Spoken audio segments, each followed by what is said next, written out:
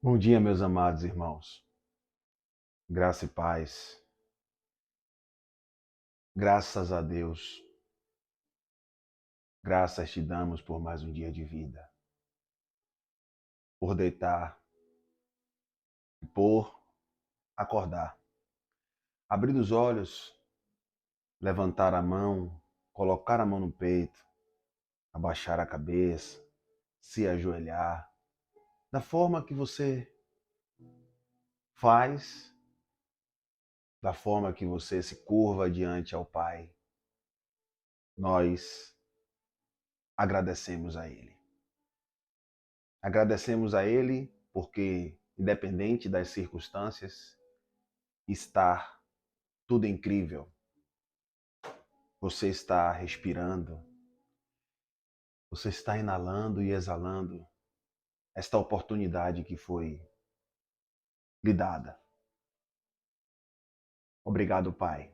Pai dos nossos espíritos, que nos ensina, que nos exorta, que nos edifica, que nos consola, que nos direciona para o que é perfeito. Bendita é a nossa família. Bendita em paz, seguindo, sendo guiado pelo Senhor. Obrigado, Deus. Obrigado por estar aqui dizendo que está tudo incrível. Obrigado porque nós cuidamos um dos outros. Nós exercemos o amor do Senhor, o amor que não olha o nosso próximo segundo a carne, mediante as tuas falhas. Se teu inimigo tiver fome, dá de comer. Se tiver sede, dá de beber. Amai-vos uns aos outros como eu vos amei. A nossa oração, a nossa reflexão é desse jeito. É conversando com o Pai. Temos acesso a Ele com o mesmo Espírito. Ambos temos acesso a Ele em um mesmo Espírito. Espírito que habita em nós, que não sabemos de pedir nem orar como convém, mas é Ele que intercede. Obrigado, Deus. Vocês que vêm curtindo, compartilhando, é importante dar o like, compartilhar, para que esta mensagem chegue a outras pessoas. E vamos seguindo em mais um dia, porque está tudo incrível. Esse é o efeito manada do Pai. Analise, verifique, siga fazendo bem. Olhando para mim, ele diz, o autor e consumador de nossas vidas. Como eu disse ontem, para quem assistiu a mensagem que eu trouxe ontem aqui, em Marcos 7, onde Jesus é interrogado, porque Jesus não vinha com o efeito manada da cultura judaica. Jesus vinha confrontando o efeito manada, porque todo mundo fazia, e Jesus disse: não, não. E ali ele trouxe um entendimento, né? E ali ele trouxe um ensinamento, dizendo que o que contamina o homem não é o que entra, sim o que sai. E aí eu falei sobre a gente estar barganhando com Deus, a gente está buscando algo para Deus responder. Deus não precisa que eu faça algo sacrificial para que Ele venha responder. Então, estou aqui para refletir junto com vocês. Eu falei sobre o jejum e recitei Marcos 2, no verso 18. Olha só como o efeito manada daquela época fazia, e eles achavam que Jesus tinha que seguir da mesma maneira. Não que Jesus não seguiu respeitando a lei de Moisés. João 1,17 diz que a lei foi dada por Moisés, a graça e a verdade veio por Jesus Cristo. Mateus 5,17 vai dizer que ele não veio abirrogar, né? Ele veio cumprir a lei e os profetas. E ele cumpriu, porque ele não transgrediu. Ele cumpriu a lei. E estabeleceu a sua graça. E olha o que ele diz sobre remendo pano novo em remendo velho.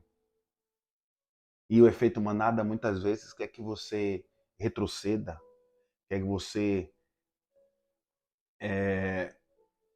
possa se dizer assim, venha ultrajar o espírito da graça.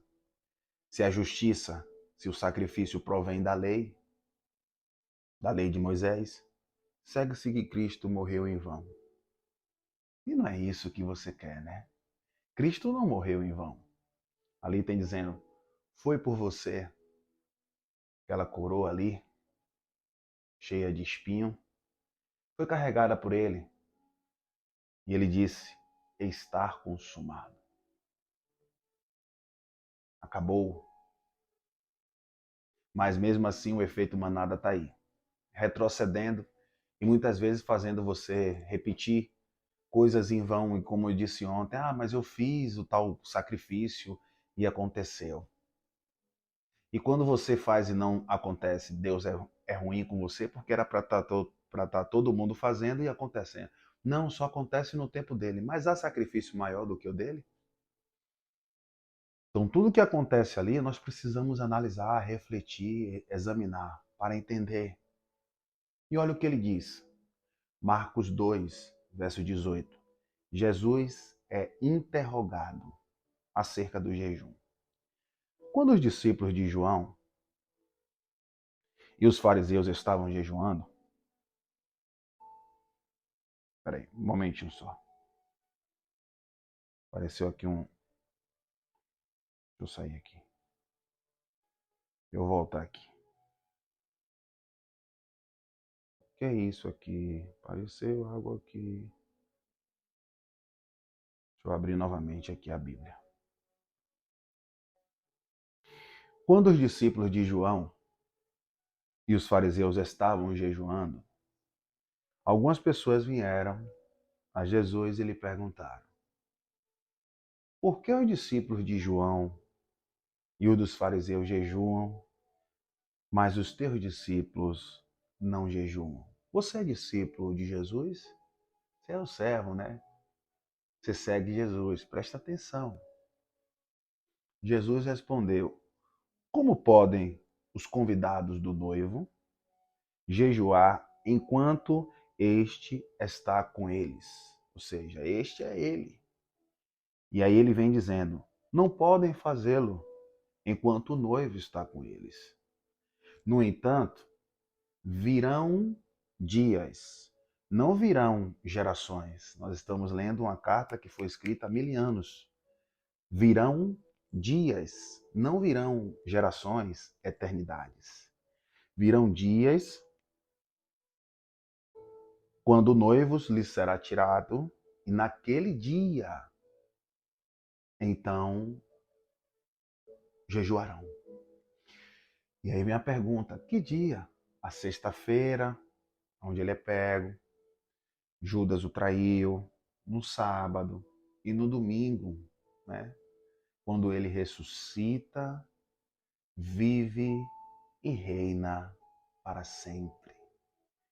Então, se você tem um noivo, ou se você tem o noivo que hoje nós estamos casados, a aliança foi estabelecida, né? Nós temos ele, 1 Coríntios 3,16, não sabeis que vós sois o templo de Deus e que o Espírito de Deus habita em vós? Você abstém e faz o jejum. Um ato judaico, que era um ato de luto, né? Era uma cultura, era um preceito da lei, qual ele disse que ele veio cumprir a lei. Ele cumpriu e nós fazemos o quê? Jesus continua. Ele diz, ninguém põe remendo de pano novo, graça, nova aliança, em roupa velha, lei de Moisés. Pois o remendo forçará a roupa, tornando pior o rasgo. Ou seja, você quando pega a sua roupa nova, você pega a velha e coloca aqui o remendo, você costura ela e você pega a velha e coloca aqui? Não. Você pega essa aqui que é velha, deixa lá e vai comprar uma nova, correto? E o que é que nós fazemos no efeito manada? Nós mudamos totalmente tudo porque disse que a gente tem que estar fazendo sacrifício. E aí você faz um sacrifício e Deus tem que responder. Nossa, Deus é o Criador, Ele nos dá essa oportunidade de vida, dizemos que está tudo incrível e agora eu vou barganhar com Ele. E quando acontece? Muitas vezes, né, porque Deus sonda os nossos corações, o que acontece é a operação do erro. Aqueles que não creram na verdade e deram ouvido à mentira, né, ele deixa que a operação do erro haja. Aí você vive uma penitência. O que é uma penitência? Você vive ali, ó, se fazendo sacrifício, sacrifício, seguindo de homens que sabem, alguns sabem, e não traz a verdade, a clareza do evangelho da graça. E ele diz: "E ninguém põe vinho novo em odres velhos, uma vasilha. Se o fizer, o vinho romperá os odres, e tanto o vinho quanto os odres se estragarão. Ao contrário, põe-se vinho novo em odres novo." Aqui.